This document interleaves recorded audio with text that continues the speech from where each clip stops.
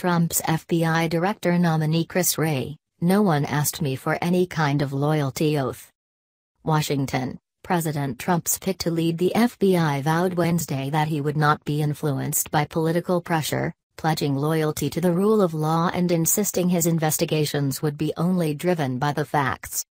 "My loyalty is to the Constitution and the rule of law, full stop," Christopher Wray told the Senate Judiciary Committee, appearing to reject any suggestion that he would entertain efforts by the White House to compromise him. Trump's previous FBI director, James Comey, has testified that the president pressed him to drop parts of his investigation into possible collusion between the Trump campaign and Russia, and unsuccessfully demanded that Comey pledge him his personal loyalty. Trump abruptly fired Comey on May 9 in the middle of the Russia investigation. Wray said that "No one asked me for any kind of loyalty oath during any part of this process, and he would not provide one if asked. I believe to my core that there is only one right way to do this job, and that is strict independence," Wray told the panel, "without fear, without favoritism, and certainly without regard to any partisan influence." From his opening remarks, the FBI nominee and former Assistant Attorney General appeared to indicate, without mentioning Trump by name, how he would handle a president who has not always kept the traditional distance between the White House and law enforcement community. "Anybody who thinks I would pulling any punches as the FBI director surely doesn't know me very well," he said. Wray will not oversee the Russia investigation, which is now led by Special Counsel Robert Mueller. But Wray pledged to guard the independence of the ongoing inquiry into possible collusion between the Trump campaign and Russia, and said any effort to tamper with the inquiry would be inappropriate. Though Trump has consistently called the investigation the greatest witch hunt in political history, Wray disagreed. "I do not consider Director Mueller to be on a witch hunt," he said. At his confirmation hearing, senators were focused on questions of independence from the next FBI head under the Trump administration. The reason Mr. Comey was dismissed was because Mr. Comey would not pledge his loyalty to the president and he wouldn't lift the cloud of the Russia investigation, California Senator Dianne Feinstein, the panel's ranking Democrat, said in an opening statement. "All of this raises important questions about the next FBI head, about the person's independence. The FBI director does not serve the president, he serves the Constitution and the law." Senator Lindsey Graham, RSC, later appeared to warn Wray of difficulty he likely would face in navigating the current, tense political environment. "Do you understand that you are stepping into the role of the director of the FBI at one of the most contentious times in American politics?" Graham asked. "This is not a job for the faint of heart," Wray responded. "I can assure the committee that I am not faint of heart." Wray, however, sought to deflect questions about recent developments which focused news scrutiny on Trump's oldest son and son-in-law, related to their campaign contacts with Russia. On Tuesday, Donald Trump Jr. disclosed a series of emails in which he agreed to meet with Kremlin-linked attorney last year to obtain damaging information on Clinton campaign. The information, according to the email, was being offered up by the Russian government. Pressed whether such a meeting was appropriate, Wray said, to the members of this committee, "I say any threat to interfere with our election system from any nation-state is the kind of thing the FBI would want to know."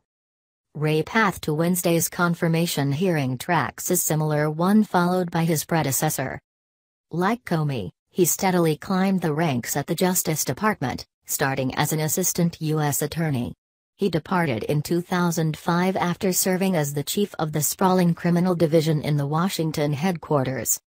Perhaps his most public recognition came as the head of the Justice Task Force that won convictions against executives at former Texas energy giant Enron, whose chief executive Ken Lay was among President Bush's biggest contributors. In the aftermath of the 9/11 attacks, Wray also managed far-flung efforts to dismantle terrorist operations as the government worked to gauge the continuing threat against the homeland. It was during that tense time that the FBI began a dramatic transformation in mission under then-Director Robert Mueller, from an agency that largely investigated crimes after the fact to an intelligence-driven operation aimed at thwarting new attacks against the U.S. Although Wray's nomination has received bipartisan support, his post-9/11 work at Justice drew pointed questions from the panel about the harsh interrogation of detainees during the administration of President George W. Bush. But Wray said he could not recall ever reviewing any such provisions allowing for such treatment. "I never approved any particular interrogation," he said. "I did not think it was appropriate for the Justice Department's Criminal Division to be weighing in on interrogation." He described waterboarding as torture and said such tactics were wrong and ineffective. Bill Mattea, a former justice official who worked with Wray, said he knows of no reason the nomination could be blocked, recalling a colleague who spent long days and nights at the office.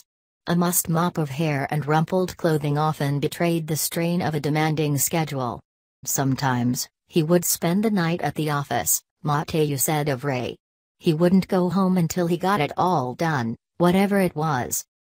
The grinding work ethic, associates said, is strikingly similar to the distinctive style, or lack of it, that Mueller brought to the same post he held for 12 years, the longest-serving director since J.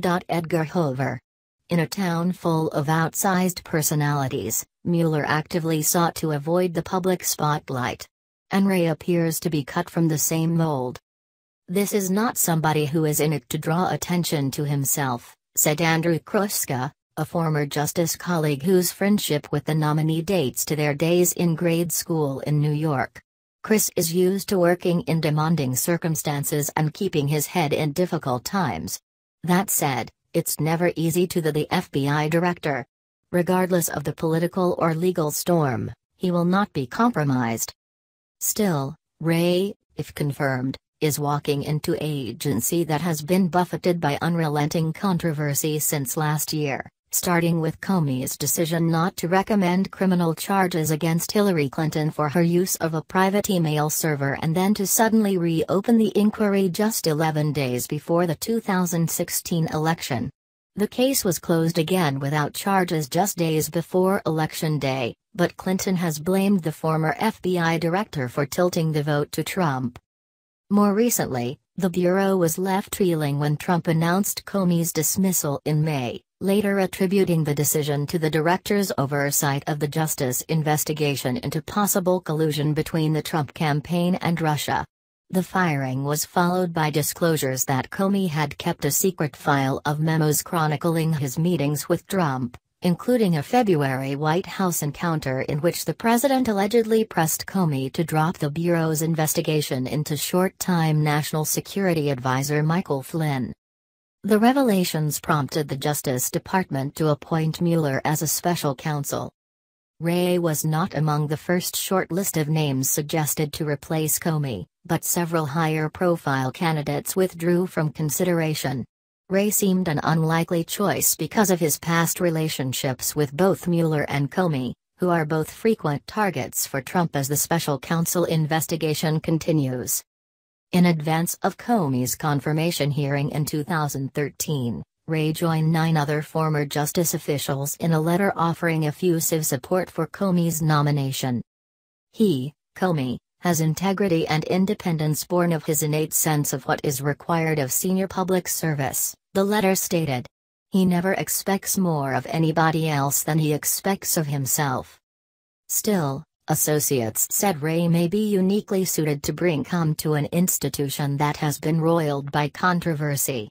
They cite his experience on both sides of the bar, including his defense of New Jersey Governor Chris Christie during the so-called Bridgegate scandal. Because Mueller is now overseeing the Russia inquiry, Chris Wray, a former FBI assistant director, said Wray, if confirmed, could focus on making his way in a new agency. He won't be distracted by this political storm that seems to kick up something new every day, Wray said. Because he's been gone from justice for so long, he's kind of an unknown in the Bureau. He's going in with a blank slate. He's got a lot of work ahead of him.